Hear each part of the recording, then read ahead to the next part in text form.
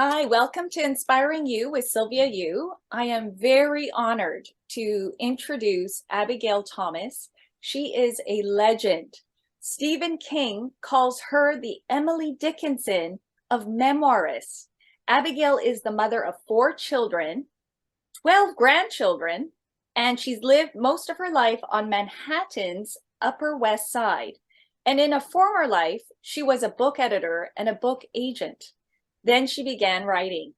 She's written 3 fiction books and several memoirs. Her memoir, A 3-Dog Life, was named one of the best books of 2006 by the Los Angeles Times and the Washington Post. Her latest memoir is Still Life at 80, The Next Interesting Thing. And I have that here. And Abigail ruminates on aging within the confines of COVID-19 with her trademark wisdom, humor, and offers valuable writing tips along the way. It's truly riveting. I couldn't put it down. It's easy to read because it has short snippets, and she lives in Woodstock, New York with her 3 dogs. I think it's 3 dogs. Or is it 2? It was 3 dogs. Now it's 2. Yes. Oh, I'm so sorry. That's all right. This So happens. sorry. Yeah. It's part of the deal, unfortunately. Oh, yeah. But thank you. Thank you. So Abigail, we would be honored to have you read an excerpt from your latest book. Thank you. I'm just going to read, I guess, what is called the prologue. Okay. Pushing 80, the future is behind me. The past is unpredictable. I am living in this ever-shifting constancy of now. Sometimes the present is interrupted by a memory so vivid that I'm in 2 places at once, an inexpensive, unpatented, readily available form of time travel. These are the moments in which past and future are fused. I like to imagine them as little paperweights holding my life together before it all blows away. I write to find out what the back of my mind is doing while I'm doing nothing. I write to find meaning when meaning is hard to come by. I write through confusion for clarity. I write for fun.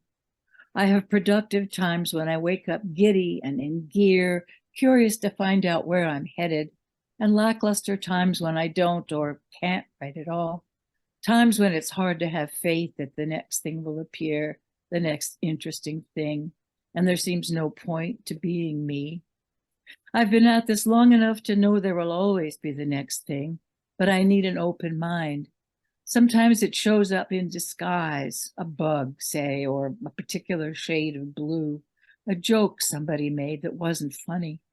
And when I feel that tug, especially if it makes no sense, I pay attention because you never know. That was just the introduction. Powerful. It's powerful.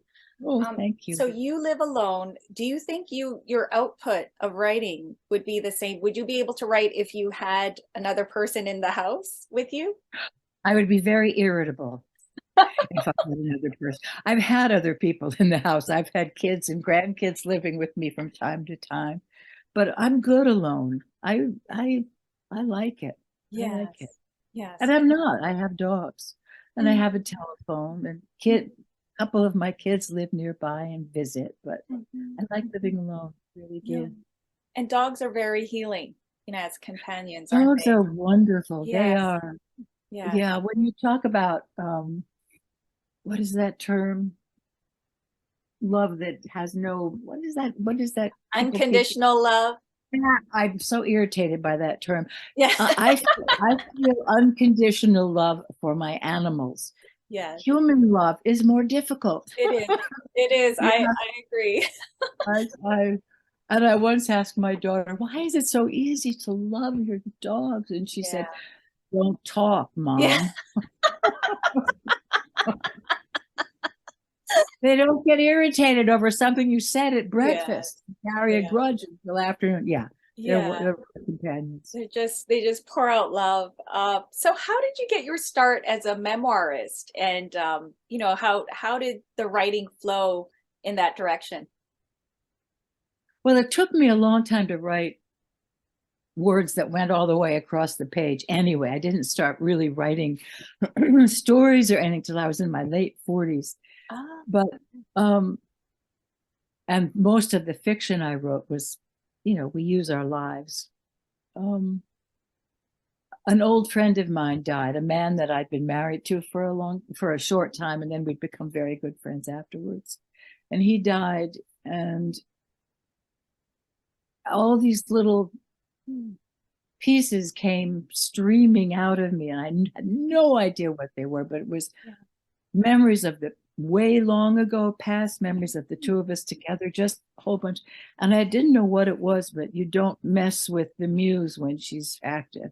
So I just had all these little things piling up, and I realized, or maybe it was my friend Chuck who realized, maybe this is going to be some kind of book. yeah. And when I was writing it and thinking of it as a book, I thought it would end when my friend died. But and I'd started it after he died, but I wasn't dead, and there was still more to write. That's how I got started. It was a very interesting and difficult time, but it was also a way to sort of take a look at really how I'd gotten here from there. That's what gave me those thoughts. Yeah. Anyway, it got turned down by every publisher in New York until Knopf bought it, and it's been in print for 23 years. Wow. And that's a great publisher. You've talked about the importance of journaling. When was that turning point where you felt like this could be published for others to read? Because journaling is just so private, and you didn't have the intention of sharing it with others. When was that change? That's a good question, and I can't remember exactly when, but I think I was showing it to one of my daughters and also to my old friend Chuck, who was my agent. And after a while, they both said, this is something. We don't know what it is, but just keep writing. And once I had everything I could get written, we divided into 3 sections, which, as life often falls into. But my editor at Algonquin, who had published my 3 works of fiction, didn't like it. It was first person and third person, and that it was not chronological. And she wanted me to write a novel about that marriage. But my life wasn't lived like a novel. My life has been lived as a series of moments, and those are what I remembered. So that's what that book was. That's what all my books have been, moments I remember. I can't remember the interstitial material. I can't remember what happened when or before or after, but I'm good at what I do remember, which are almost standalone, freestanding moments that all have to do with one another. And yes, it does. And your deep honesty, your raw, unflinching honesty, that is the muse, you call it? Or how did you start that? Well, if you're writing memoir, you have to write what you remember honestly, and you discover things about yourself you'd probably rather not know. But who are you fooling if you don't put it in? Yeah. I mean, yourself? No. Yeah. It makes it easier to live with yourself once you put it elsewhere and copped to the things you wish you had done differently. And it makes it, although that's not my purpose in writing memoir, but it makes it useful for other people. Because if you write something about yourself that you wish weren't true and deal with it. I got a letter from someone once who said, I used to think I was the worst person in the world until I read this particular part of one of my books. And she said, and now I just feel human. Yes. And it's really nice when you can do that for somebody. Absolutely. Because you've sort of done it for yourself. Yeah. It is a way to just feel human, to do this writing. And if you don't tell the truth as you know it, and if you're not honest, I don't know what the point of writing memoir is, True. I mean, I had a lot of laugh out loud moments reading your book. You have this universality or this ability to make people identify with you, and that comes through the rawness, I suppose, the raw honesty. But Oh, thanks. how do you balance, because in my last book I had to take stuff out because I knew it might hurt somebody. Do you ever come across that, or do you just let it all hang out? No, I let mine all hang out. I don't lay bare the problems of other people. Yes, That's not my yes, job. And I yes. think if you want to do that, you ought to write fiction. Mm, But and I leave my kids alone because their lives are their own. I touch on them, but yeah. I don't talk about them. What is the question? Or just, I just, when you're writing about how you feel about, someone you loved, or so, relationship, yeah, like, have you ever thought about, like, oh, I can't write this, or like, when it comes to privacy matters? yes, I have. And Yeah. the the one book I wrote, which had to do with other people, um, my old best friend Chuck Verrill, who died last year, asked me to write the book What Comes Next and How to Like It, which it was a book about our friendship and something that had blown a hole through it. Yes. And I would Yes. never have written it had he not asked me. And both he and my daughter read it when I was done. And it was, I wouldn't have put in anything that, I had, you write for clarity, and there is Yeah. real comfort in Yes. clarity. You wouldn't think so, but Mm. Mm. yeah, Yeah. Yeah. I forget the question. To understand, and the privacy issues. Yeah. And The to privacy, write for clarity, and to right. I'll understand. invade my own privacy, not all of it, but I'll Yeah. invade it, but not unless somebody else has asked me to do it while I do it. Yes. Yes. It's Yes. Yeah. not fair. Yeah. And understand. And you teach memoir writing in workshops in addition to, writing your own books. Um, what advice would you give to, memoirists or people who are aspiring to, draw insights and, whatever else from their own lives? Well, it's a hard one because in the workshops I give assignments, and it's much easier. I mean, it's like being a kid with that big box of crayons and all the paper in the world. And what shall I draw now, Mom? So Yeah. you give little assignments Yes. that can start people going. Mm, And the thing to remember when you're just starting memoir or just starting anything, um, is you don't have to know what you're doing. You don't have to know anything important. You really just have to begin, and yes. just begin anywhere and see Hmm. where it goes. And if there's a moment that you particularly want to write about, start there. Hmm. And if you can't write, as I did once, couldn't write, and I'd gotten the whole book done except the beginning, I decided I'll just write about why I can't write. I cannot write this goddamn book. I won't write it. So so I wrote about what I was doing instead of writing, which was painting. And once I'd gotten that little thing done, Hmm. I was just, the book took off. Wow. So write Yeah. about what you can't do or what you're Yeah. doing instead Yeah. of what you should be Yeah. doing, and it will take you somewhere else. It's Huh. fun. It's fun. Okay. Yeah. And I don't need to tell you, you know that. yeah, but for the audience who, will You be don't need to interested. know anything. You just need, it took me 48 years to start writing because I thought you needed to know something important. You needed to know where you were going, and you Yeah. needed to know what you were doing. No, forget everything you've been taught. Forget words like narrative arc Yeah. and theme, and just Hmm. write. Hmm. Just write. And it You, will you, eventually take its hmm. own shape. Okay. No, that's so good. And you're a master at writing about what other people, if they write it, it would seem like a mundane experience, but you spin gold out of that.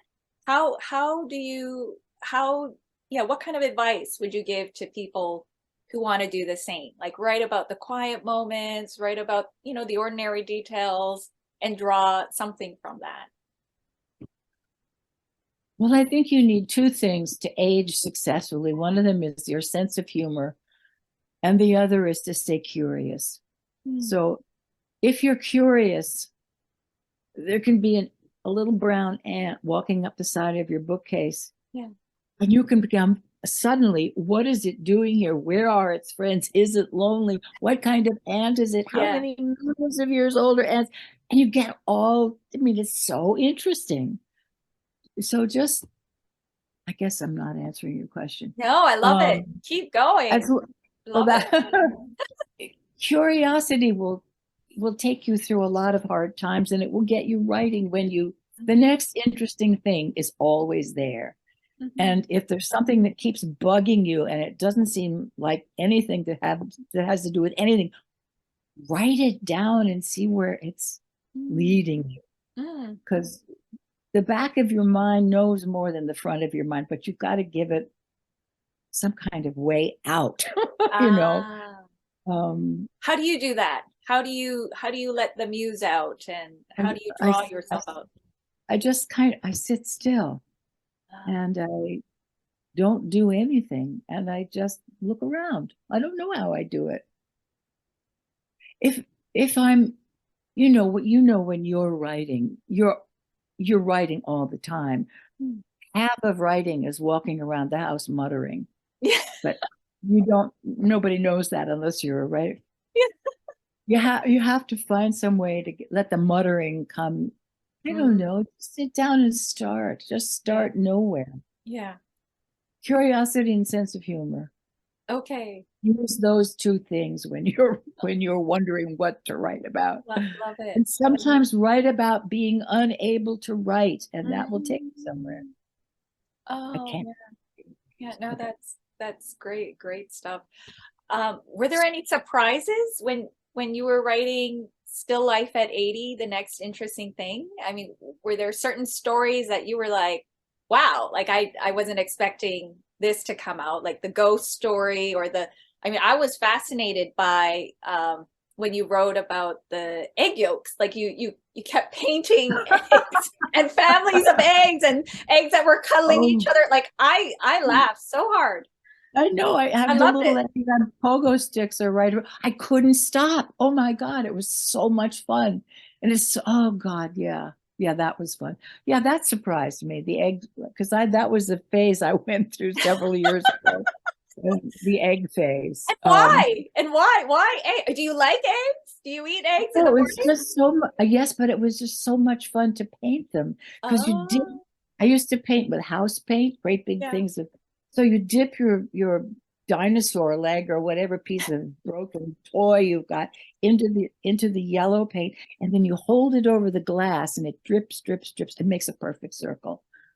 And of course it was an egg because it was anyway. Something yellow. So satisfying about that shape, isn't it? Satisfying, yes. If I had any trust that I knew what I was doing, I could show you the eggs on pogo sticks, but I don't know how to hold anything in front of the computer that works. Understand. And the ghost. Yeah, the ghost. I believe in ghosts. I believe in those things, apparitions, ghosts, whatnot. There are too many things that can't be explained, you know?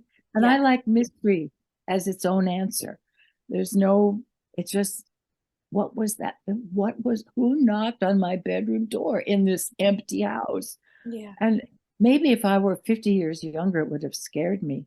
Oh, yeah. But, it's just all this stuff you can't explain. And as long as it's not coming after you with a dagger. Yeah. Great big teeth. My dogs will bite. Yeah. I think what surprised me was how much of the past kept cropping up, because the present is full of the past and things I remembered that you remember with your body, not your mind. Your body remembers things and it's fun to go there and stay for a while. It's so interesting when I'm so interested in memory and forgetfulness and what we do remember.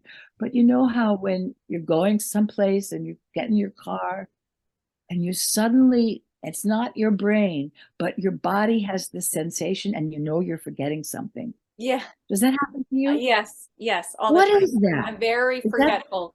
I don't but know. it's your body that knows. And then you're like, oh, I'm forgetting something. I Intuition? love that. Is it I don't intuition? know. No, or It's gut either feeling? that might be brain cells in your gut because we've Yeah. got them in there. I Yeah. don't know. But I love stuff like that. And Mm. it's a very specific feeling.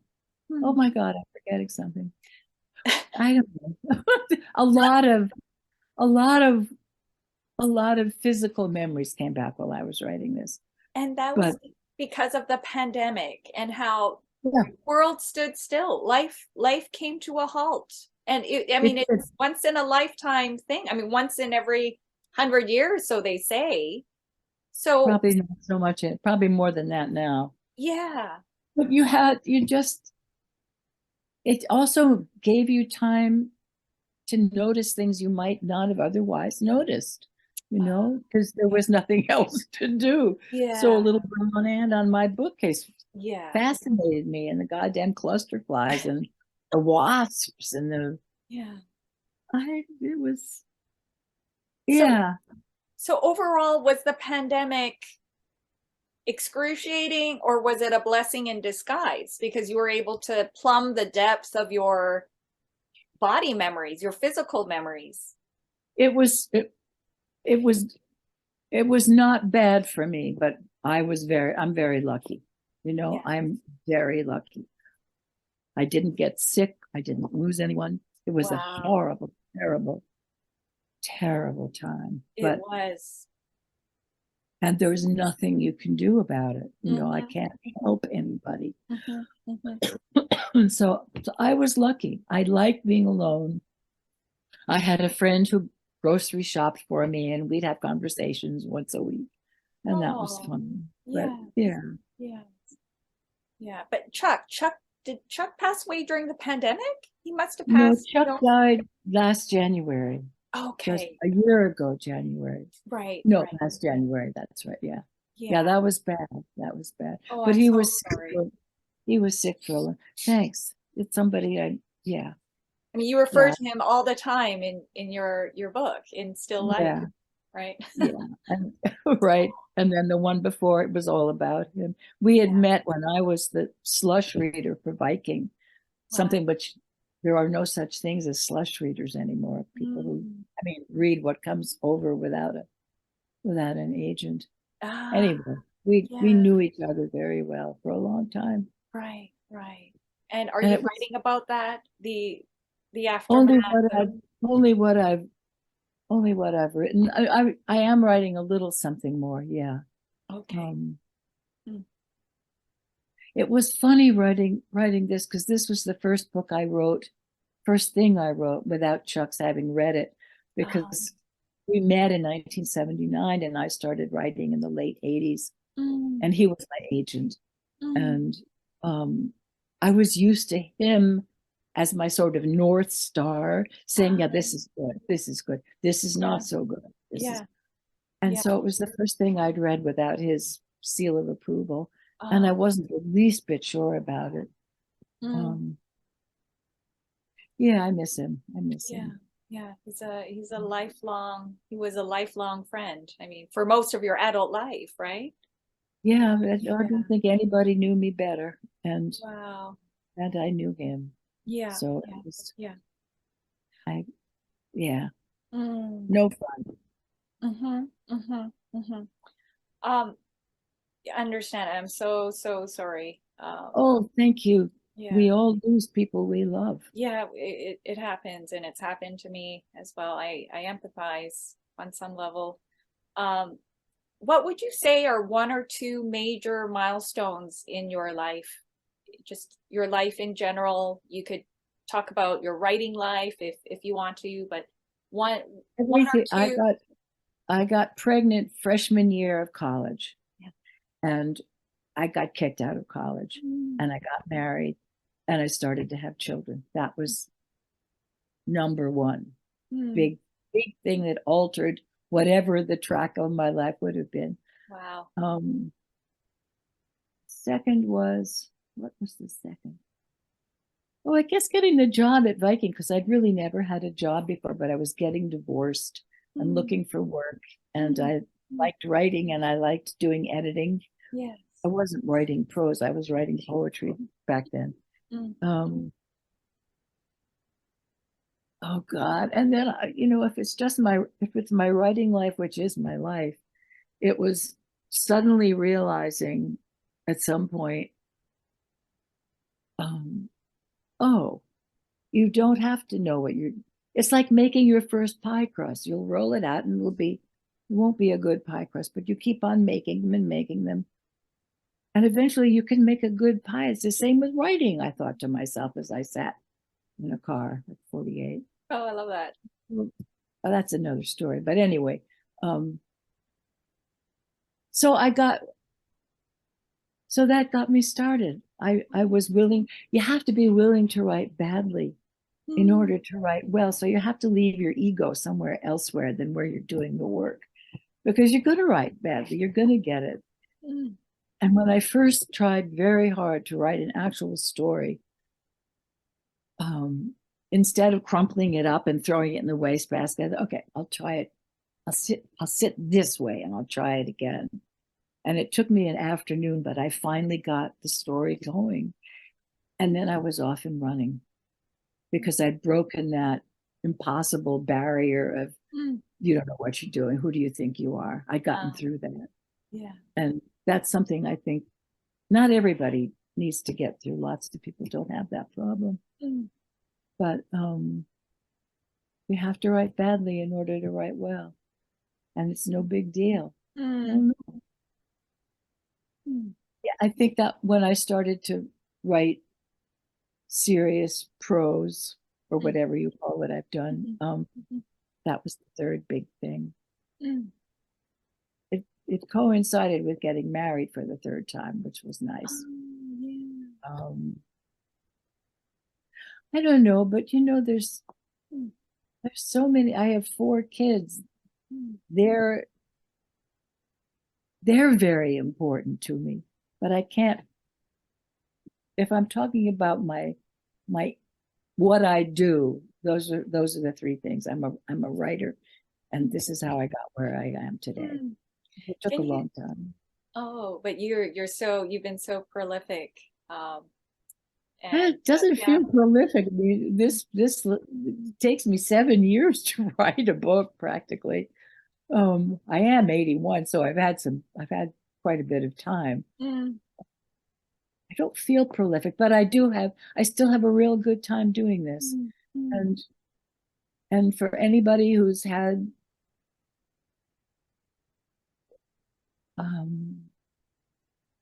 meaningless experiences that affected them in adverse ways, I can't think of a better way to clarify your life than to write about it as honestly as you can. You don't have to do it for publication, but for yourself. And writing in a diary is different. It's not the same thing as putting it together as I don't know how to call it, how to make it different from a diary, but working at it. And why does it save you, Abigail? Like why I mean, how, and I've experienced this myself, where writing a memoir or something, sharing something with others, writing about something so painful, for instance, my own divorce, in 2007, and like what is it about the act of writing and writing honestly? Like how does that? Because you make something out of it. You make something else out of it, and you give it. It's a place to put it. You put it somewhere. It's not necessarily ruling your life. You have made something out of it. And we're supposed to make stuff. I mean, even just because we've got these thumbs, we're supposed to make stuff. And some of us make it by writing. A friend of mine lost a child last year Oh, that's and hard. began to write about it. And what she said was it gives it a place to live, you Oh, know, it gives yeah. it a place to live. It's separate from its own death and separate from you. Mm. It's just satisfying to make something out of what had no meaning but was excruciatingly painful, you know? And everyone has their own way of doing that. So beautifully said.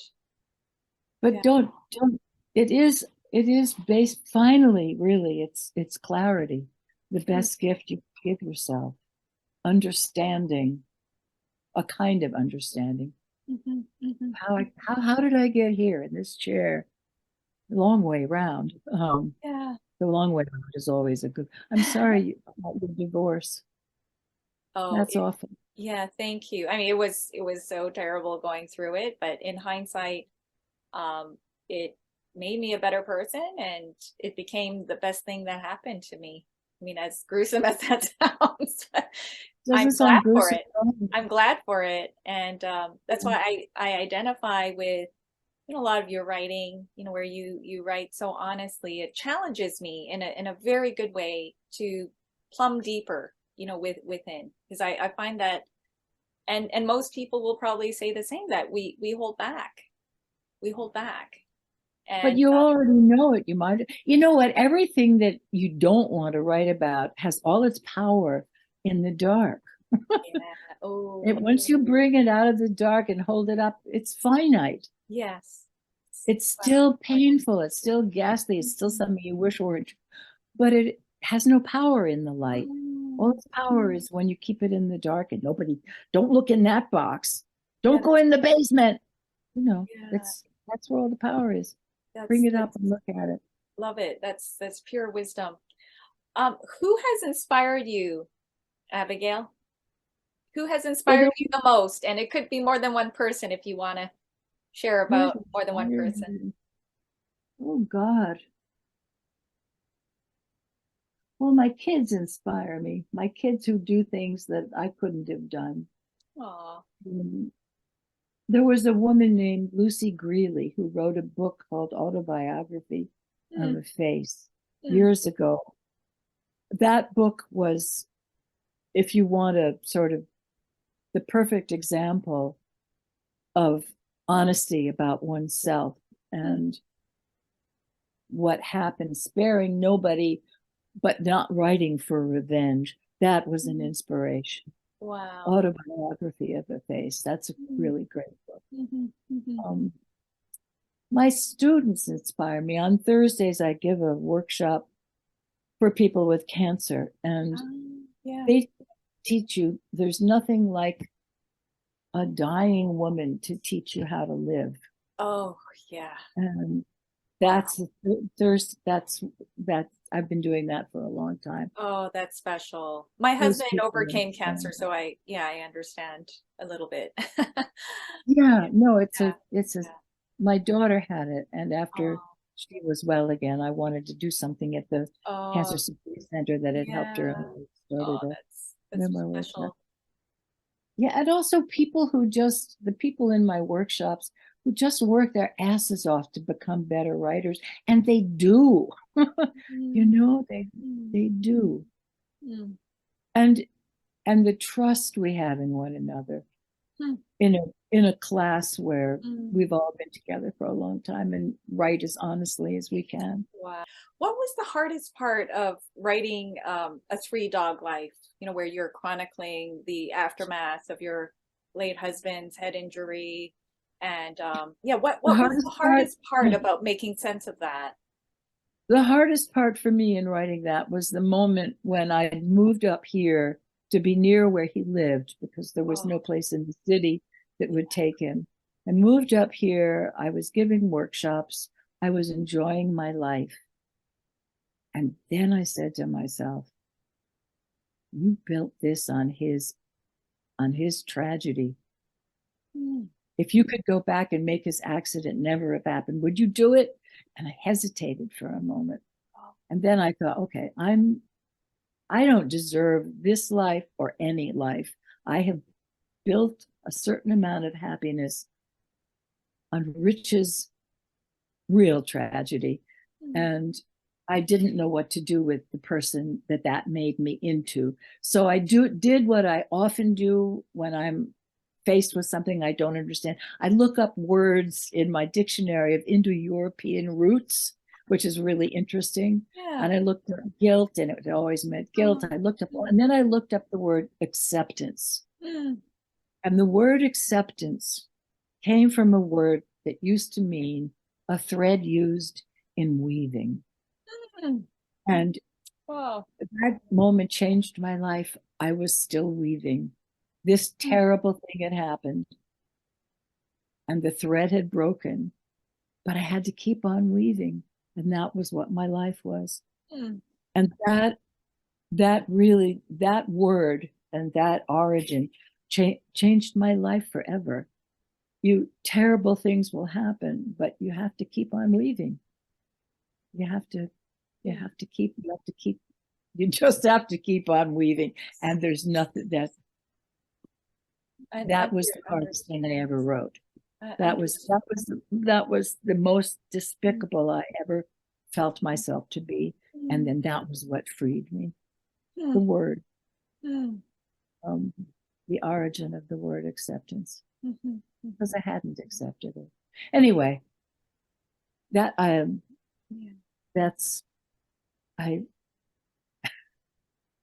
Yeah. And each person responds in different ways, and one never knows how you will be, when that happens. I mean, I've heard one writer describe when a partner dies, like being cut in half. And some never recover, some go on to thrive. I mean, it really depends on each person. It does. And the interesting thing about what happened to Rich was I learned a lot about patience, because your instinct is to try and bring him into where you are in the present moment. Yes. And I realized rather quickly that did neither of us any good. Yeah. So I just went where he was. And if it was taking him 45 minutes to put his socks on, I waited. What was the rush? What would we do? We were going to have lunch downstairs. Time changed for me a little bit. Because really, what is the rush? I learned a lot. I learned a lot from him. And there were times when he was himself a little bit. And I'd bring him home on those good days. Anyway, I learned a lot about what you don't force people to do when they can't, or when it's uncomfortable. Yeah, no, that's very rich Go wisdom. where they are. Yeah. Don't try and drag them into where you are. And I always try to drag them to where I am. Well, it depends on Yeah. it depends on but when they can't, and if they've gotten to the stage where they ask the same question or tell you the same things 30 times in a row, it's okay. I don't have any problem with that. It's very relaxing. Yeah. Yeah. You really don't have to respond. Well, you're very patient, and that's quite a miracle shift you made there from Upper West Side to a slower pace of life. My God. Yeah, well, when we're young, we're in a hurry, right? To get to the future where all the good stuff is. Yeah, supposedly. Yeah, oh, right. And then once you get there, it's really, I don't know, a lot. I learned a lot from, I think that's one of the good things about living, is that you learn a lot and you get better at it. Yeah, yeah. It doesn't get better, but you get better at it. So you've written about friendship, aging, betrayal. Why are these themes so important to you? Or are there other more important themes to you? those are the things that have happened to me in my life. You know, I think we all have so many stories. And you write from the point of view of the story that you want to write. And betrayal was, I don't know, it's just shit happens. Yeah. An awful lot, a lot of memoir is inspired by loss. Yeah. And we all have losses, and they mean different kinds of things. And writing about them produces a kind of clarity that calms you a little. I don't know how else to put it.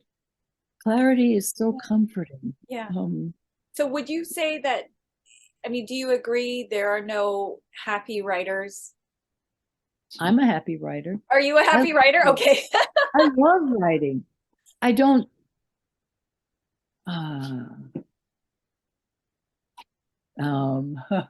but I'm not naively happy. Yes. Yes. I've earned this. Right. Right. I mean, do we have to be miserable to be artists? Yes.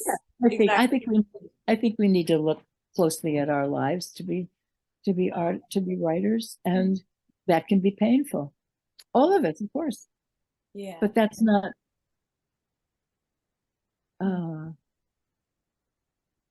Yeah, but oh God, the anguish and the bitterness and the drinking and my life, I don't think we have to be. Oh God, who was it that drank really a lot?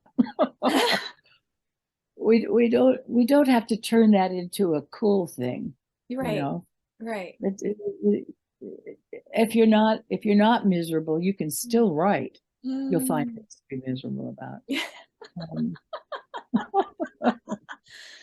So your writing often features non-linear narratives and fragmented memories.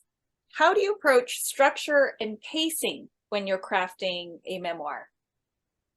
With a terrible headache, because it's very hard. I don't write. I'm very bored by chronology, except in A Three Dog Life, which was written as it happened.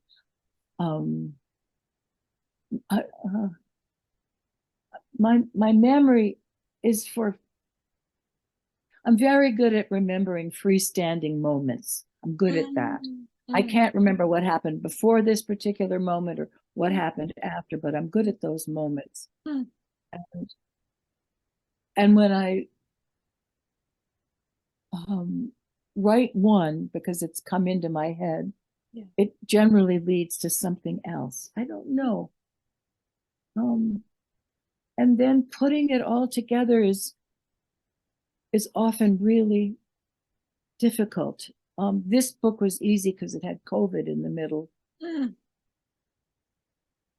And a lot of life falls into three sections, whether it's a cliche or not, it really does. Yeah. Before, during, and after. And other books of mine, I've been able to put them in what doesn't make a chronological sense, but a kind of emotional. I hope for it to make a sort of emotional sense. Safekeeping was one like that. I don't know how I do it. It's really hard. Is it intuitive? Intuitive? A lot of it is intuitive. Okay. And this one was easier because it had COVID in the middle.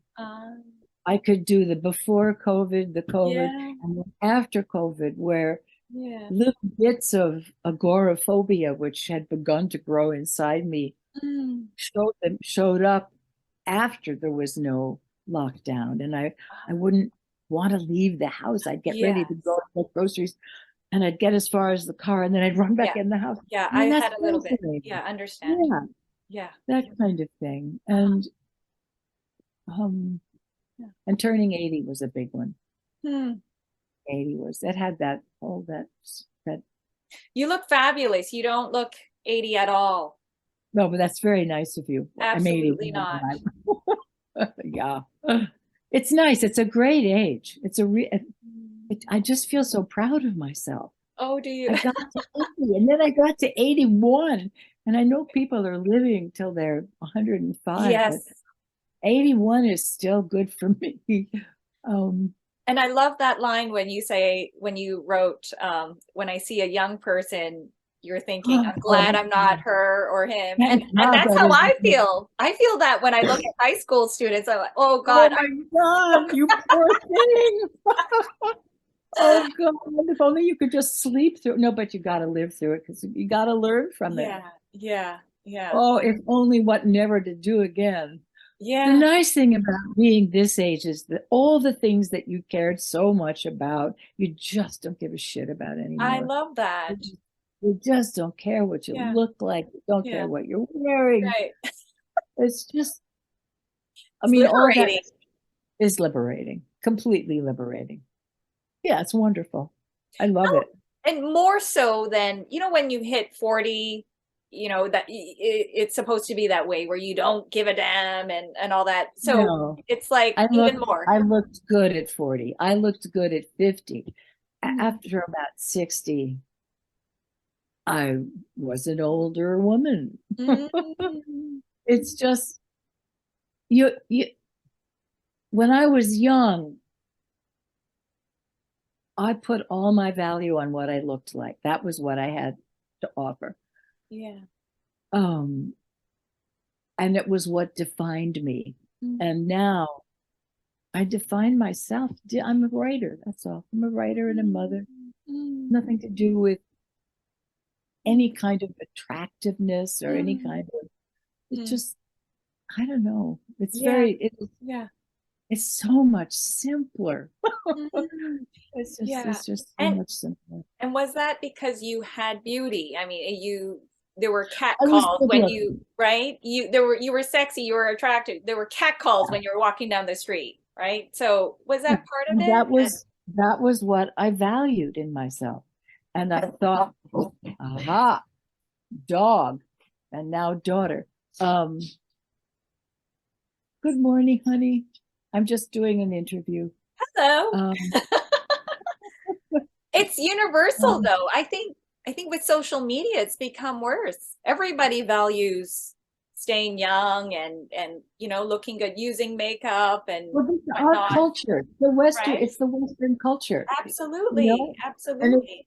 it's so stupid It because is. we're all the age if we're lucky, and Yes. you might as well look forward to it because it's really much easier. My concern is for the younger generation, not so much women in their 40s, but it's the teens and the 20s and the 30s, those girls, because it's creating more like higher expectations to look a certain way and leading to more eating disorders and other, depression and all that we didn't have to deal with because we didn't have social media. Well, we did have eating disorders and depression. We did. Yes, We just was on yes. a smaller Not scale. not at It that wasn't. scale. It Yes. wasn't. It's almost easier to when now that you can talk about it. Because my younger sister had anorexia when she was in the seventh grade, Oh, and no one discussed it. Even my father being a doctor. right. Um, Now you can talk about it. Hmm. Now it's To in a the certain open extent, to a to certain a certain extent. extent. Yeah, Yeah, yeah, I I know. see what you're saying. Yes, true, true. But I forget what I was talking about. About the beauty, like the putting, Oh, yeah, the yeah. standard of Well, beauty and the, your work, this next generation because of social media. Yeah, but there's something for every generation. There was television. Oh God, what's television doing to the children? yeah, Everybody I know under the age of 5 is addicted to a telephone. I know. It So is awful. sad, isn't it? Well, it's sad and it's annoying Yeah, when you go to a yeah, restaurant yeah. and everybody sitting eating with each other. They're all in their fucking I know, phones. I know. I mean, I grew up playing outside. I mean, I'm in my late 40s Me now, and I too. grew up playing outside, Me too. I and climbed trees. yeah, exactly. We Mud. cut tadpoles and all that. Oh, we did. Tadpoles were great. And salamanders and mud. Yes, yes. Oh, And there's a mud. generation of children who will never experience that. And You know, they're digitizing their lives. It's all on, I posting know. food, posting selfies. Oh, It's everybody's breakfast. yeah. I don't care. I don't care what you have for breakfast. Yeah. I I don't want to see a exactly. picture of Exactly. it. I also can't stand those. In the beginning it was fun, but I can't look at food porn, so they call it. I no, Yeah. no. So I like Facebook because there are a lot of writers on it, and that's yes. interesting and Yes. fun, Yes. And fortunately, I don't think I know anybody who puts up posters of their meals. Oh, right. Right. Yes, I do, but it's okay because Okay. So, um, Abigail, what do you hope readers will take away from Still Life at 80 and your other books? Like what do you you hope? can do this too. You can do this too, is Oh, what I hope they take away. I'm oh, nobody special, but I like to write, and I like to write until it's working for me. And mm, you don't have to write to be published. You don't have to write. mm, I just you can do this too. yeah. Um, Wow, that's encouraging. You're so humble. Yeah. but I've had so much experience. There are people who there there are people who hadn't written until they joined the workshop, and they were so good that I wondered, what did you do before you joined this Wow. workshop? You are a writer, you Yeah. know. Yeah. It's just, and Mm, even it, and my right hand doesn't work so much anymore, but mm, writing in a diary, mm, so helpful. Just the mhm, habit of it, just the mhm. habit of Absolutely. jotting down, Yeah. you know, Mm. what you ate for lunch belongs in the diary. Yeah. I had a really good, just the small things, just the small little things that Yeah. you notice during a day can turn into something else if you want them to. But meanwhile, just keeping a record of a day doesn't have to be longer than 6 words if you don't Mm. want to go into it. I don't know. Writing is just, it's so helpful. And It you is. don't have to know what you're doing. Yeah. If you do know what you're doing, Mm. you're going to be a hack. You need you need to be a beginner every time you sit down, or you'll be a hack. It's Mm, okay to not know what you're doing the mm. 20th time you start. Yeah, I It's love that. interesting. You Yeah. don't know where you're going. It's an Yeah. adventure, Yeah. what Oh, you'll I like find out. that. I like that. An But you adventure. know that you're a writer. You don't know what you know yet, It's except if you write it. exactly. And I have a lot of blank pages, or blank screens staring back at me, a lot of staring out into space during my so-called writing time. But hearing you, it's so inspiring and very affirming, that I'm not like a hopeless case. Oh God, no. And you're going to encourage so many people on LinkedIn who write posts of at least, can't remember what the word count is. It's around 525 words. And so there are a lot of content creators and writers who needed to hear your message today. And as a last question, is there a question that I should have asked you that I didn't, and that you'd like to No. respond to? Or what's next? What's next for It's you a in very terms of writing? Oh, I For wish I writing. had a question to ask myself. I am writing this little thing about making things out of clay. It's just a little Ah, chapter.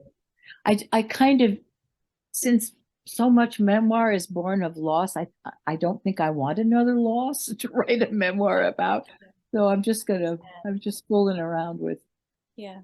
what it feels like to make Mm, 65 men reading books, which I've done.